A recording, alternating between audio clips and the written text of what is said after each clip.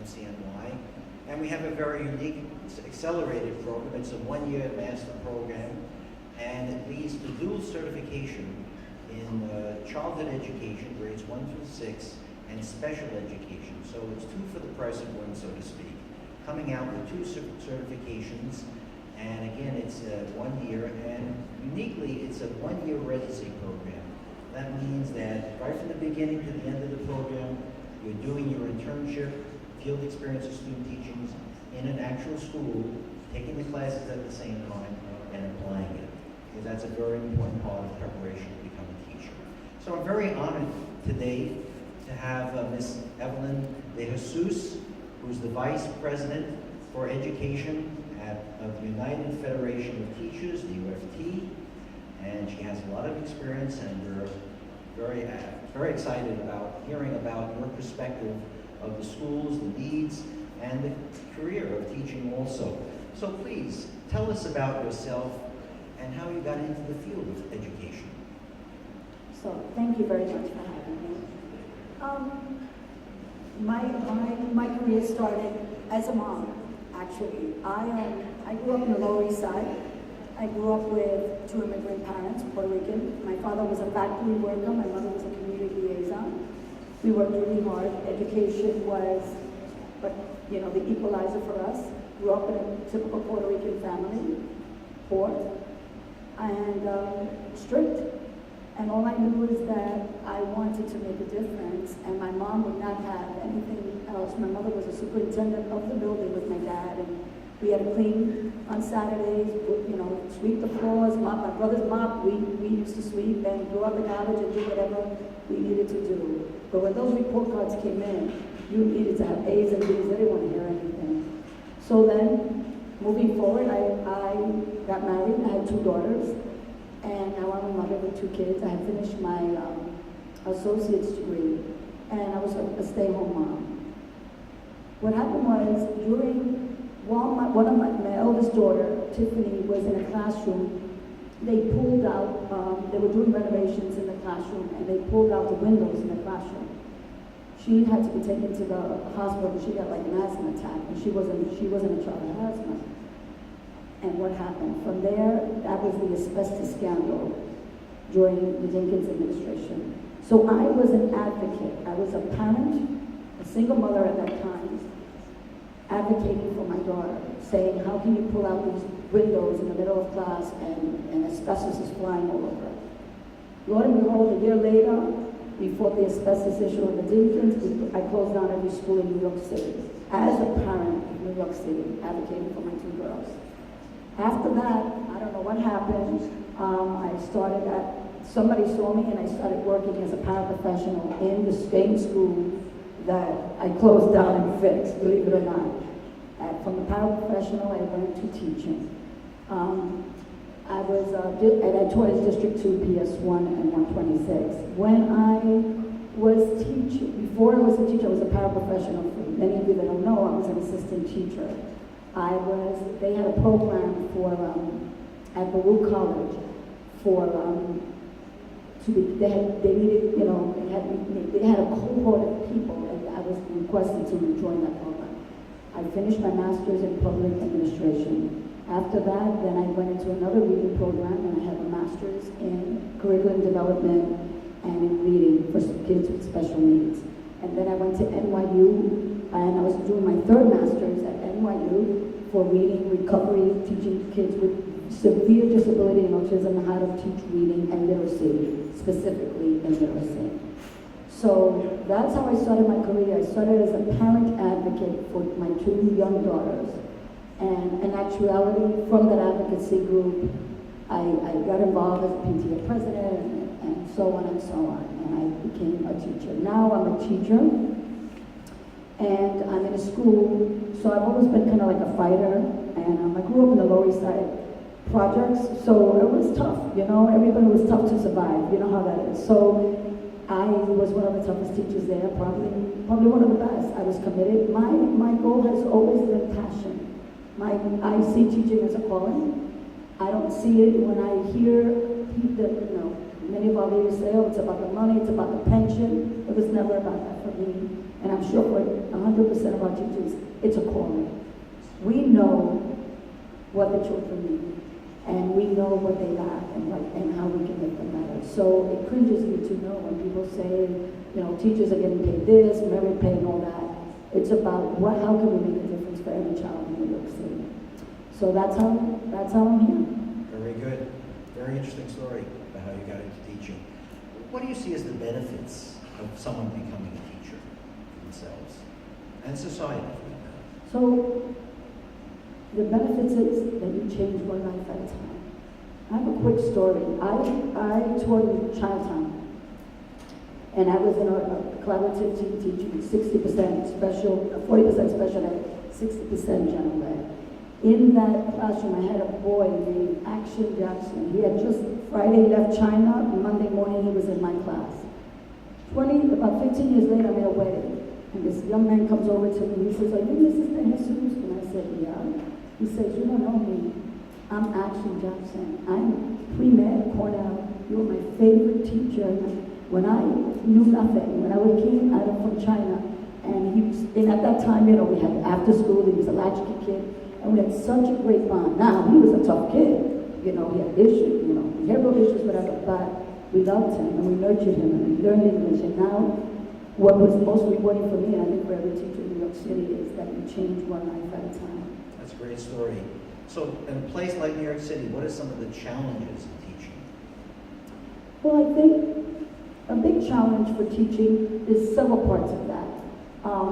All the demands all the criticisms of accountability, we are accountable. There is not one teacher in New York City does not want to be held accountable. So let's put that out there right now.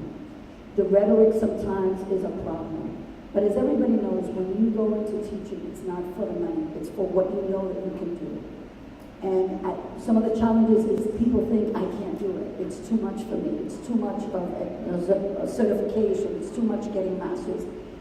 Everything worth it in life has to be a challenge, because the scars that you get are the scars that remind you where you were and where you have been and where you're going. And then you look back and you say, man, I stretched myself a little more. I stretched myself a little more. I would have never thought a Latina woman from the Lower East Side would be in the position of AFT Vice President for National Federal, and we do policy for Obama. I'm National Vice President for the Latino Advancement of Women, and so many other hats. To see myself where I am now, it could never have been done. I could have never done it if it wasn't for education, which is the equalizer for me. So certainly teaching is not just a job, it's a career. It's a I think calling. it's a profession, it is a calling, yes, definitely.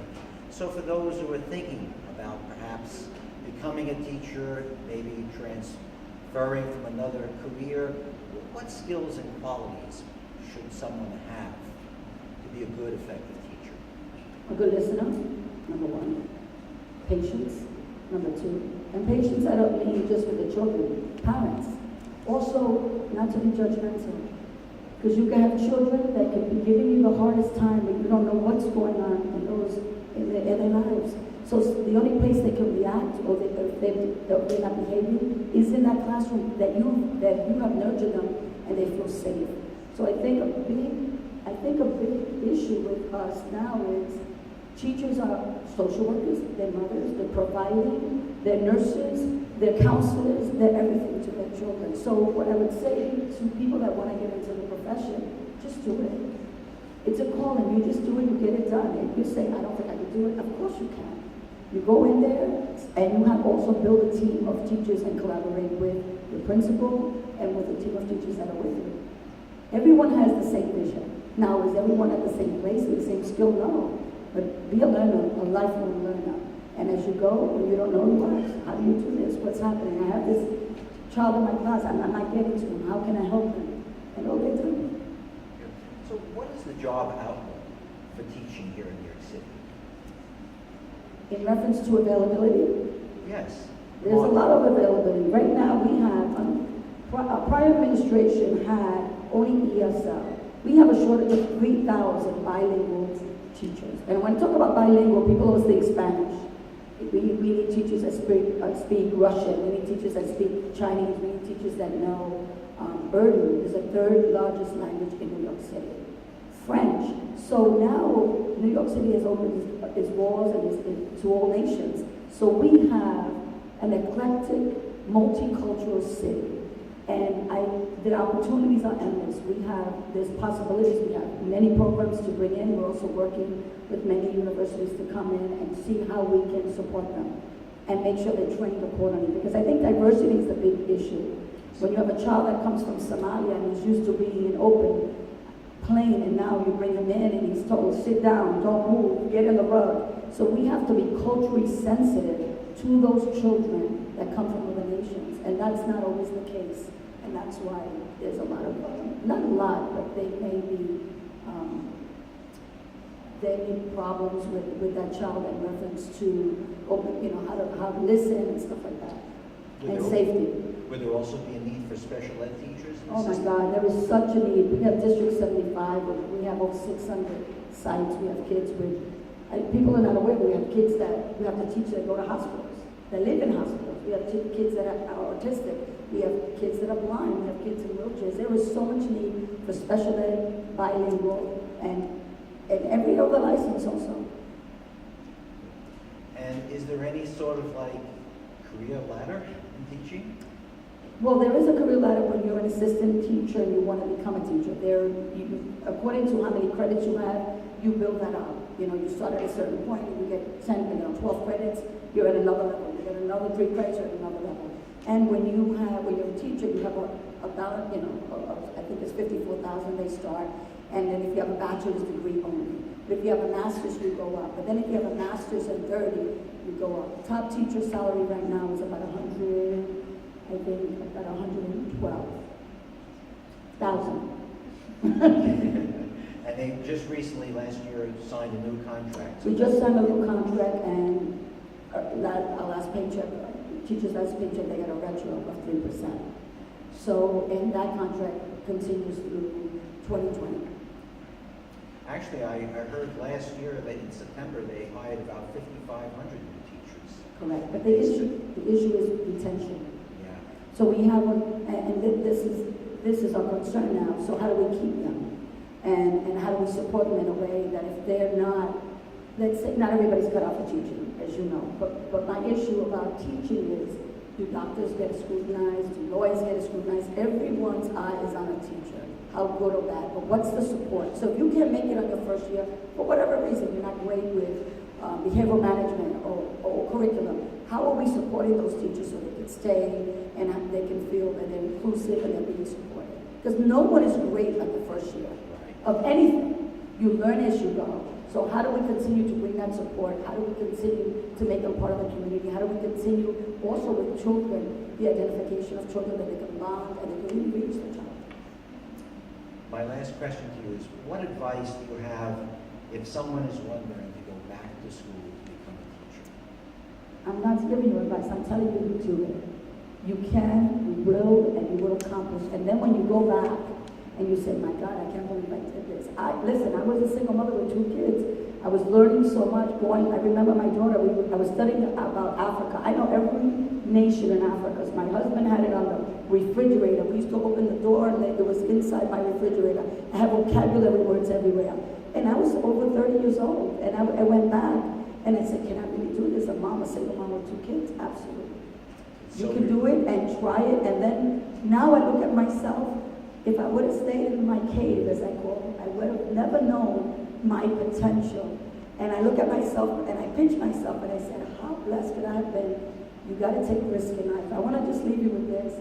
There are scars along the way. This is a journey. And sometimes you're strong in the journey and sometimes you're not.